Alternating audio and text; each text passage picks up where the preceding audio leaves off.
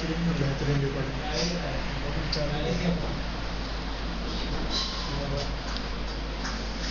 جی ہماری گفتگو چل رہی تھی فقہ کے بارے میں، لیکن فقہ یعنی اس کے معنی، فقہ کسے کہتے ہیں، فقہ کیا ہے، لغوی اعتبار سے اس کے معنی پہلے درس میں بیان کیے گئے تھے.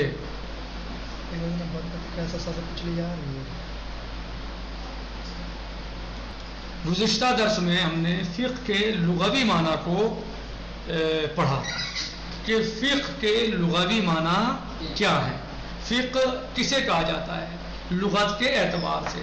تو ہم نے اس میں پڑھا تھا الفقہ لغتاً، فقہ یعنی لغت کے اعتبار سے فقہ کے لغوی معنی کیا ہیں. العلم بالشیء یعنی کسی شے کا علم، کسی چیز کو جاننا، والفہم لہو اور اس کو سمجھنا. فقہ یعنی علمی اعتبار سے، یعنی فقہ یعنی لغوی اعتبار سے کسی شے کا جاننا یا اس کو اور اس کو سمجھنا. والفقہ الفتنہ یعنی فقہ یعنی گہرائی میں جانا کسی شے کی، جی کسی چیز کو سمجھنے کے لیے اس کی گہرائی میں جانا اور دور اندیش ہونا، دوربین ہونا، یعنی گہرائی پر دور اس کی نظر ہو، یعنی سامنے سامنے جو ہے بلکہ دوربین ہو. فقہ کے معنی کیا ہے، یعنی فقہ یعنی کسی چیز کا جاننا لغوی اعتبار سے، فقہ یعنی کسی چیز کا جاننا اور اس کا سمجھنا اور اس مسئلے میں انسان کا دوربین ہونا، یعنی اس مسئلے کو دوربینی کے ساتھ حل کرنا اور سمجھنا. آج ہم بات کرتے ہیں والفقہ فی اللغت، آج ہم اس کو آگے بڑھا رہے ہیں، کہنے کہ فالفقہ فی اللغت، فقہ لغت میں لیس مجرد فہم اللفظ یعنی فقہ لغوی اعتبار سے صرف لفظ کا سمجھنا نہیں ہے. یعنی کوئی یہ کہے کہ فقہ کے معنی کیا ہے سمجھنا، کہ نہیں، فقہ لغوی اعتبار سے اس کے معنی صرف سمجھنے کے نہیں ہیں، بلکہ پھر کیا ہے اس کے معنی، کہہ رہے ہیں کہ صرف سمجھنا نہیں، وہ تصور معنی ہو اور اس کے معنی کا تصور کرنا نہیں ہے. صرف فقہ لغت میں صرف سمجھنا ہی نہیں ہے یا اس کے معنی کا تصور کرنا ہی نہیں ہے، بل انہ الفہم الدقیق العمیق، بلکہ وہ فہم دقیق اور عمیق ہے، الذی کہ جو، دقیق یعنی دقت نظری کے ساتھ، غور و خوض کے ساتھ، حضور ذہنی کے ساتھ، العمیق دقیق العمیق، دقیق یعنی دقت نظری کے ساتھ، دقت کے ساتھ، عمیق یعنی گہرائیوں میں جانا، عمیق یعنی عمق یعنی گہرائی، عمیق یعنی گہرا، یعنی بلکہ سمجھنا دقت نظری اور گہرائی کے ساتھ. الذی لا یقف عند ظاہر اللفظ کہ جو صرف اور صرف نہیں رکتا، نہیں ٹھہرتا، توقف نہیں کرتا ظاہر لفظ پر، یعنی لفظ کے یعنی دقت اور عمق میں جانا، دقت نظری اور کسی شے کے عمق میں جانا، گہرائی میں جانا، یہ اس بات پر توقف نہیں کرتا کہ فقط ظاہر لفظ کو جان لیا جائے، ظاہر لفظ کے معنی کو سمجھ لیا جائے، بلکہ دقت نظر کا مطلب یہ ہے کہ انسان یہ سمجھنے والا جو فقیہ ہے، جو فقہ یعنی تفقہ کر رہا ہے، وہ ظاہر لفظ پر توقف نہ کرے، اور وہ نہیں کرتا، بلکہ لفظ کی گہرائیوں میں اور دور اندیشیوں میں وہ جاتا ہے اور اس کے اعتبار سے وہ معنی اور مفاہیم کو حاصل کرتا ہے. ظاہری معنی اور مفاہیم پر اس کی نظر نہیں ہوتی صرف، بلکہ عمق اور دقت نظری میں ہو جاتا ہے اور بات کی گہرائیوں میں اترتا ہے. وقد استعمل القرآن الکریم الفقہ بہذا المعنی، اور مولا عز و جل نے قرآن کریم میں اس معنی کو استعمال فرمایا ہے، یعنی اللہ سبحانہ و تعالیٰ نے فقہ کے اس معنی کو قرآن کریم میں استعمال فرمایا ہے۔ قال سبحانہ و تعالیٰ لَهُمْ قُلُوبٌ لَا يَفْقَهُونَ بِهَا، یعنی ان کے پاس ایسے دل ہیں جو گہرائیوں سے غور و خوض نہیں کرتے، نہیں سوچتے، نہیں سمجھتے۔ لَهُمْ قُلُوبٌ لَا يَفْقَهُونَ بِهَا، یعنی ان کے دل، یعنی وہ گہرائیوں سے نہیں کسی بات کو لیتے، گہرائیوں سے نہیں سمجھتے کسی بات کو۔ یہ آیہ شریفہ ہے سورہ مبارکہ اعراف کی، نمبر ہے آیت کا 179، یعنی 179، صحیح 179، 179 آیت نمبر ہے۔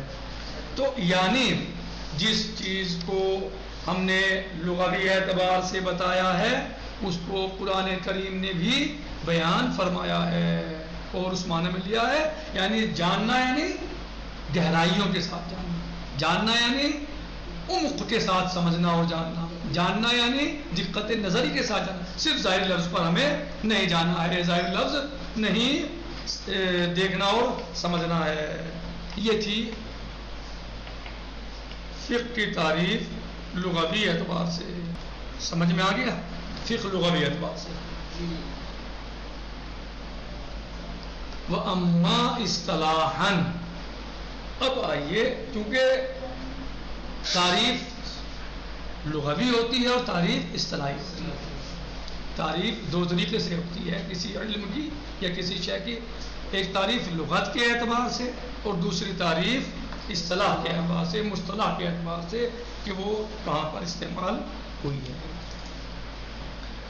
وَأَمَّا اصطلاحاً، لیکن اصطلاحی اعتبار سے فقہ کے معنی کہتے ہیں یطلق، اس کا اطلاق ہوتا ہے، اطلاق کیا جاتا ہے، اطلاق ہوتا ہے کس چیز پر؟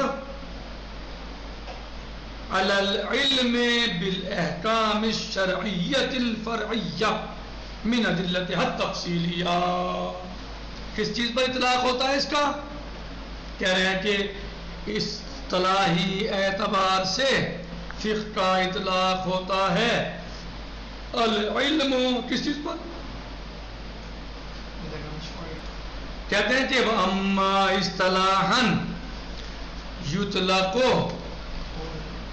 وَأَمَّا اصطلاحاً یطلق علی العلم بالاحکام الشرعیۃ الفرعیہ من ادلتها التفصیلیہ، لیکن اصطلاح میں جو اطلاق ہوتا ہے فقہ کا، جی کہہ رہے ہیں کہ اصطلاحاً اطلاق ہوتا ہے فقہ کا کس بات پر؟ علی العلم بالاحکام الشرعیہ الفرعیہ من ادلتها التفصیلیہ، وہ علم، کس چیز کا علم؟ احکام شرعیہ فرعیہ کا علم ہے، وہ کس چیز کا؟ احکام شرعیہ فرعیہ کا، من ادلتها التفصیلیہ، اس کی ادلہ تفصیلیہ کے ذریعے۔ کہ کیا تعریف ہوئی اصطلاح میں فقہ کی؟ العلم بالاحکام الشرعیہ الفرعیہ من ادلتها التفصیلیہ۔ ایھا الاخوۃ الاعزاء، یہ طلباء، یہ جو تعریف ہے اس کے ہر جز پر بحث اور گفتگو ہو سکتی ہے، یعنی علم، احکام شرعیہ فرعیہ ادلتها التفصیلیہ۔ جی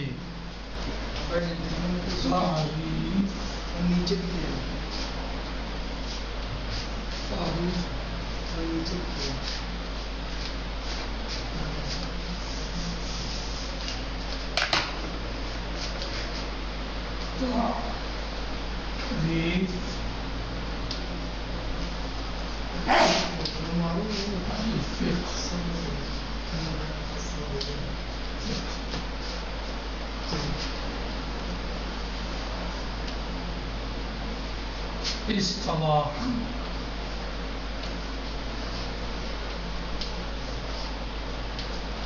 اصطلاح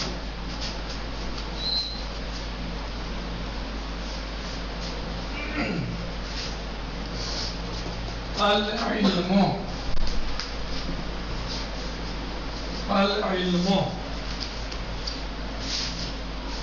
بالاحکام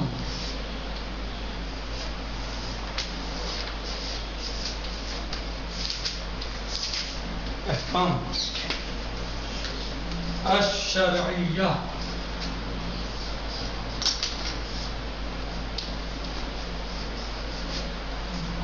الشرعیہ الفرعیہ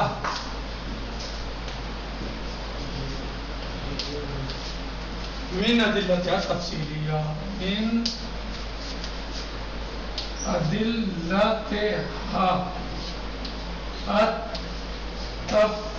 التفصیلیہ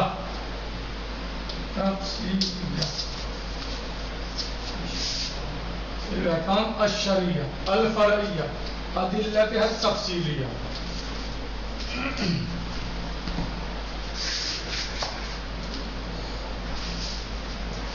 جی ہاں، کیا تعریف ہے اصطلاح میں فقہ کی؟ العلم بالاحکام الشرعیہ الفرعیہ من ادلتها التفصیلیہ. اس میں جتنے اجزاء بنائے گئے ہیں یہ بے معنی نہیں ہے بلکہ با معنی ہے. ان کا ہدف ہے، یعنی ایسا نہیں ہے کہ انہوں نے کوئی لفظ ایسے استعمال کر دیا ہو جس کی ضرورت نہیں تھی، بلکہ جو کلمہ ہے جو بھی چیز میں ہے وہ سب ہر جز اپنے یعنی ہر جز کی ضرورت ہے کہ اس کی شرح اور اسے سمجھا جائے، وہ جز اس میں شامل اور داخل ہے. کہہ رہے ہیں فالفقہ اصطلاحاً. جی اب یہ مسئلہ اس میں جو ہے وہ آپ کہہ سکتے ہیں کیسے. مثلا انہوں نے کہا، کیا کہا؟ الشرعیہ، احکام شرعیہ کہہ کر، احکام تو آپ جانتے ہی ہیں، شرعیہ احکام شرعیہ، شرعیہ کہہ کر انہوں نے عقلیہ کو خارج کر دیا. شرعیہ کہہ کر کیا خارج کیا؟ عقلیہ کو خارج کر دیا. الفرعیہ کہہ کر، الفرعیہ فرعیہ کہہ کر اعتقادیہ کو خارج کر دیا، یعنی فروعات میں ہے عقائد میں نہیں ہے یہ چیز. جی والمسائل الاصولیہ، اور مسائل اصولیہ کو خارج کر دیا، یعنی فرعیہ کہہ کر مسائل اعتقادیہ اور اصولیہ کو خارج کر دیا. والتفصیلیہ، کہہ رہے ہیں کہ تفصیلیہ کہہ کر انہوں نے ان ادلہ کو خارج کر دیا جو غیر تفصیلی ہیں. تو ادلہ غیر تفصیلی کیا ہوتے ہیں؟ یعنی ادلہ غیر تفصیلی کیا ہوتی ہیں؟ آپ کو یہ معلوم ہوا کہ 2 مرتبہ وضو میں 1 مرتبہ ہاتھ دھونا واجب ہے. آپ کو یہ پتہ چلا کہ نماز میں قیام واجب ہے، قیام متصل برکوع رکن ہے. تو آپ کو یہ کیسے پتہ چلا؟ اس میں آپ نے ادلہ تفصیلیہ تلاش کی ہے یا آپ کو جو آپ کے مجتہد نے بتا دیا بس وہ دلیل آپ کے پاس کافی ہے؟ آپ سے بھی پوچھے کہ قیام متصل برکوع رکن ہے تو آپ وہ کہے کہ کیا دلیل ہے آپ کے پاس، تو آپ کیا کہیں گے کہ توضیح المسائل میں لکھا ہوا ہے، فلاں مجتہد نے بیان فرمایا ہے. لیکن اگر مجتہد سے پوچھا جائے اس چیز کو کہ جناب والا ہمیں یہ بتائیے، آپ نے جو کہی یہ بات کہ یہ چیز واجب ہے، یہ واجب رکنی ہے، یہ غیر رکنی ہے، تو کیا مجتہد بھی یہی کہے گا کہ میری توضیح المسائل میں لکھا ہوا ہے؟ بلکہ وہ آپ کو جواب دے گا ادلہ تفصیلیہ کے ذریعے. فلاں روایت میں موجود ہے، روایت فلاں امام علیہ السلام سے موجود ہے، راوی یہ ہیں، صحیح الفاظ یہ ہیں، کلمات یہ ہیں، لہذا میں نے اس کو ان قواعد کے تحت یا ان عناصر مشترکہ کے تحت اس حدیث سے، اس آیت سے، اس روایت سے استنباط حکم شرعی کیا ہے. تو وہ ادلہ جو آپ جن کے ذریعے حکم پر عمل کر رہے ہیں یا حکم کو مان رہے ہیں، یعنی مقلد، یعنی میں اور آپ کیا ہیں؟ مقلد ہیں. ہمارا کوئی مقلد ہے تو جو مقلد کے پاس ادلہ ہوتی ہیں وہ اجمالیہ ہوتی ہیں، اور جو فقیہ کے پاس ادلہ ہیں وہ تفصیلیہ ہوتی ہیں۔ وہ باقاعدہ آپریشن کرتا ہے، باقاعدہ ایک ایک بات کو الگ الگ کر دیتا ہے اور پھر اس کے ذریعے سے وہ سمجھتا ہے اور پھر اس کو بیان کرتا ہے۔ تو لہٰذا جو یہ علم، احکام شرعیہ، فرعیہ، ادلہ تفصیلیہ، یہ سب جو بتایا گیا ہے یہ بلا ہدف نہیں ہے، بلکہ ان کا ہدف ہے جس کی کچھ تھوڑی سی تفصیل ہم نے آپ کو بتا دی ہے۔ والحمد للہ رب العالمین، فی امان اللہ، والسلام علیکم ورحمۃ اللہ وبرکاتہ۔ امید کرتا ہوں کہ آپ لوگ سمجھ گئے ہوں گے۔ فی امان اللہ۔